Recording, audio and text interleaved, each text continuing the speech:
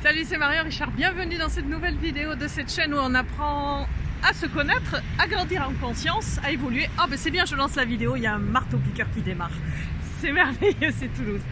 J'en ai marre, mais pas du marteau-piqueur, quoique.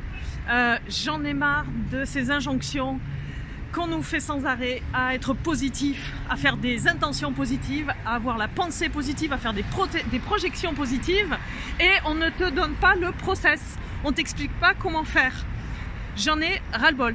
Voilà, donc je voudrais parler de ça dans cette vidéo et te dire quel est le process que moi j'ai trouvé pour essayer d'être le plus limpide possible dans mes pensées. Tu as eu peut-être l'impression d'être voilà, comme un enfant à qui on dit bon mais maintenant tu vas faire du tricot, tu vas faire une belle écharpe. On te met dans les mains des comment est-ce qu'on appelle ça, des aiguilles à tricoter, de la laine. On te dit vas-y fais une écharpe, mais personne t'a appris à faire les points à l'envers, points à l'endroit, etc.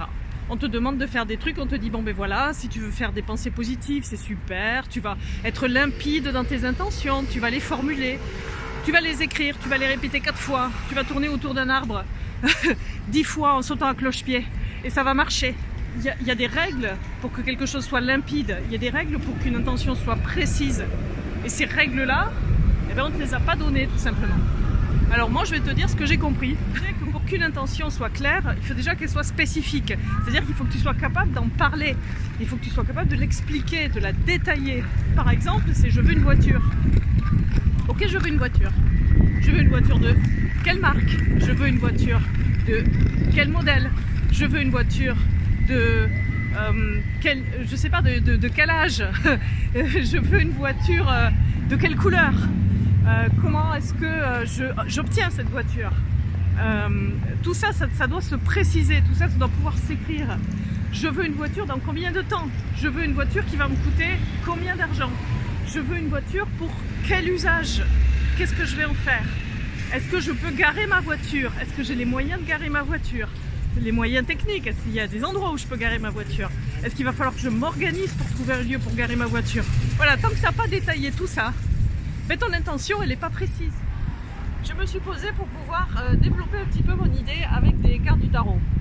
Donc, comment illustrer cette idée que c'est difficile d'être spécifique et limpide quand on formule une intention qu'on veut positive pour obtenir quelque chose dans notre vie. Je trouve que le battleur, tu vois le 1 ici, il exprime assez cette capacité à mouliner, à avoir plein d'envies, à avoir des désirs, mais pas forcément à ce que ce soit manifesté d'une manière claire et spécifique. Le battleur, c'est le 1, c'est la première carte du tarot. Il y a une dimension d'énergie, il y a quelque chose qui a envie de montrer ses talents, de projeter quelque chose dans la vie, hein, parce que c'est une carte qui est en relation avec les autres, c'est une carte qui se montre, c'est une carte qui est très dynamique, hein, il y a une action, mais en même temps, on voit que ce personnage, il a un petit côté, il peut avoir un petit côté roublard, hein, parce qu'il s'appelle le battleur. On sait que les battleurs sont parfois des gens qui racontent un peu n'importe quoi pour nous faire accepter leurs produits, hein, pour qu'on accepte leurs marchandises. Donc il y a aussi chez le battleur une dimension de prestidigitation, un petit peu d'entourloupe, hein, quelque part. En fait, on te donne jamais les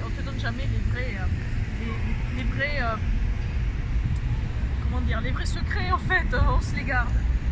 Il y en a un autre qui cache beaucoup de choses, tu vois, c'est la carte 15, c'est le diable.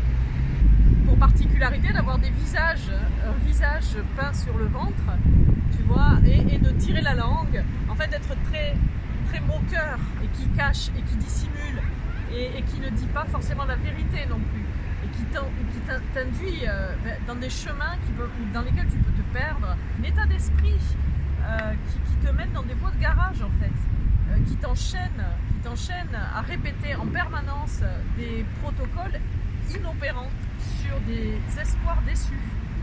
Et c'est comme, écoute, c'est une très très bonne manière en fait de te maintenir en esclavage quelque part. Hein. Regarde ces deux personnages qui sont attachés en bas.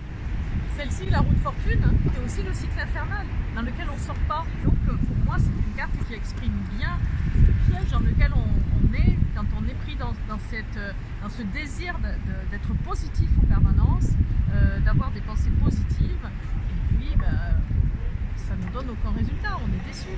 c'est quel est ton besoin. Parce que là aussi, c'est une chose qui est jamais dite, mais entre ce que tu veux et ce dont tu as vraiment besoin, parfois il y a un hiatus. Moi par exemple, si je reprends l'idée de la bagnole, j'ai envie d'une voiture. Bah oui, mais pour l'instant, une voiture en ville, c'est beaucoup d'inconfort pour moi. En fait, ça va générer des problèmes de parking que j'ai pas aujourd'hui. Est-ce que j'ai vraiment besoin d'une voiture? Bah non, j'ai pas vraiment besoin d'une voiture parce que je me déplace beaucoup avec les transports en commun, avec le vélo. Est-ce que j'ai vraiment besoin d'une voiture? Non. Est-ce que j'ai envie d'une voiture? Oui. Voilà comment j'entends les choses. Et bien souvent, on se situe plus au niveau de l'envie qu'au niveau du besoin. Ça, c'est vraiment la deuxième chose importante. 1, tu dois bien définir. 2, est-ce que c'est une envie ou un besoin? Alors la question, c'est qu'est-ce que c'est un besoin? Un besoin, c'est quelque chose qui est vital pour toi. Un besoin, c'est quelque chose qui fait partie d'un ensemble cohérent et qui va être utile. Parce que pour moi, une voiture aujourd'hui, c'est l'élément de cohésion dans ma vie. Ben, je crois pas. Clairement, je crois pas. Est-ce que je reste quand même avec l'idée d'avoir envie d'une voiture? Oui. Mais est-ce que pour moi, c'est cohérent d'avoir une voiture avec mon mode de vie actuel? Avec mes besoins actuels? Non. Alors tu comprends que si je formule le désir d'avoir une voiture, si je fais une projection de pensée positive, je veux une voiture, en moi, il y a plein d'éléments qui savent très bien que la voiture n'est pas nécessaire, ne correspond pas à mon besoin actuel, n'est pas aujourd'hui ce qu'il y a de plus cohérent avec mon mode de vie. Et donc, je ne vais rien mettre en place de solide, de certain, pour aboutir au résultat. Quand on te dit, formule tes demandes, vas-y, formule-les, écris-les tous les matins sur un cahier. Si c'est pas précis et si ça correspond pas à un besoin, ça va être compliqué quand même d'obtenir ce que tu veux simplement en l'écrivant sur un bout de papier. Alors tu me diras, il y a des gens pour qui ça marche.